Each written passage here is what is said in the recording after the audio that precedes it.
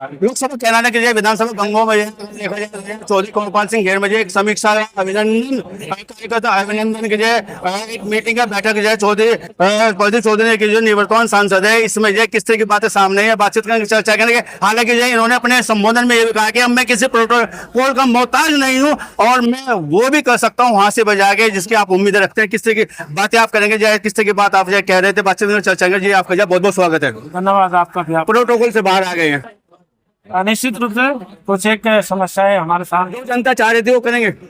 जनता की अपेक्षाओं पर खरा उतरना हमारी प्राथमिकता है और जनता के साथ अगर कहीं भी किसी भी प्रकार की समस्या हमारे कार्यकर्ताओं के साथ, हमारी पार्टी के पदाधिकारियों के साथ होती है, उसके लिए हम कहीं भी जाने के लिए तैयार हैं। हमें किसी भी अधिकारी के साथ बैठ करके बातचीत करने में हमें कोई गुरेज नहीं है। हमें कार्यकर्ताओं का सम्मान हमारे लिए प्राथमिकता है, उस प्राथमिकता को हम लेकर के चलने का काम करेंगे। हमारे कार्यकर्ताओं के साथ किसी भी प्रकार का उत्पीड़न होगा उसके लिए हम अपनी सीमा भी पार करने के लिए तैयार हैं। सर एक कहावत रहती है गांव में कि जब गुर्दरों का घर का हो जाता है तो डर नहीं रहते। अब आप जो संसद के सदन के जो सदस्य नहीं है, लेकिन आप जो बात कही है कि अब मैं लड़ सकता हूँ, अधिकार नहीं है, कैसे लड़ेंगे? अधिकार तो दिए जाते हैं, अधिकार तो उसके पास होते हैं जिसके साथ जनता है। अब आप लोगों ने देखा है कि जनता के अंदर आज ही हमारे प्रति कितना प्यार है, कितना स्नेह इनका हमारे साथ जुड़ा हुआ है।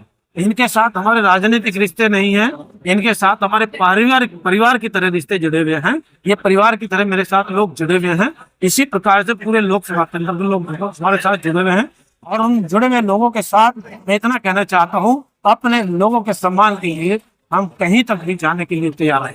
जो शैली आप अब अपनाना चाह रहे हैं वो शैली 5 साल पहले अपनाते तो शायद रिजल्ट कुछ और रहता, आप ऐसा मानते हैं? नहीं, ऐसा तो कुछ नहीं है, लेकिन ये सब समय परिवर्तनशील होता है और परिवर्तन हुआ है। मैं समझता हूँ कि जो लोगों ने मैंडेट दिया उसका हम हृदय से सम्मान करते हैं, लेकिन आगे की लड़ाई हमारे लिए जारी है। कार्यकर्ताओं के बीच में आ जाए हैं, बातचीत की है, गंगो विधानसभा आपकी जो प्रिय विधानसभा, चूक आखिर क्या निकल के आई है? कोई परसेंटेज का कम होना, विरोधी लोगों के द्वारा लोगों को भ्रमित करना, झूठ पैदा करना, इस प्रकार के नैरेटिव जो लोगों के बीच में गए हैं, उनका थोड़ा प्रभाव देखने को मिला है। बाकी और ऐसा कुछ नहीं, जनता हमारे साथ। आस्तीन के सांप या जयचंद तो निकल के नहीं आए कैराना में से? जी, वो सब चीजें पार्टी के संज्ञान में है, जहाँ जो है वो पार्टी है, मानते हैं? वो जहाँ भी होंगे पार्टी अपने आप उसका एनालिसिस करेगी। इसके अलावा जो है आपने जो अभी एक बात कही है कि जो जन्मदिन हो, ब्याह हो, शादी हो, जहाँ में नहीं जा पाया वहां आप जाने का प्रयास रहेगा। आखिर वो क्या बात थी? नहीं, मेरा कहने का आशय ये है कि इस चुनाव के अंदर जिस प्रकार से लोगों के द्वारा कुछ किसी प्रायोजित कार्यक्रम के माध्यम से लोगों को झूठ परोसने में जो मीडिया के लोगों का प्रयोग विरोधी लोगों ने करने का काम किया है, वो उस प्रकार के नैरेटिव से हम लोगों ने बाहर आना पड़ेगा और निश्चित रूप से एक सच्चाई के रास्ते पर चलने की जरूरत है और उसको लेकर के चलने का काम किया जाए। प्रदीप चौधरी झूठ का शिकार हुए हैं क्या चुनाव में? हाँ, निश्चित रूप से जो विरोधी लोगों ने झूठ फैलाया है उसको लोगों को भ्रमित करने का काम किया है, उसका जरूर कहने के परिणाम देखने को मिला। तैयारी नहीं थी झूठ का सामना करने की?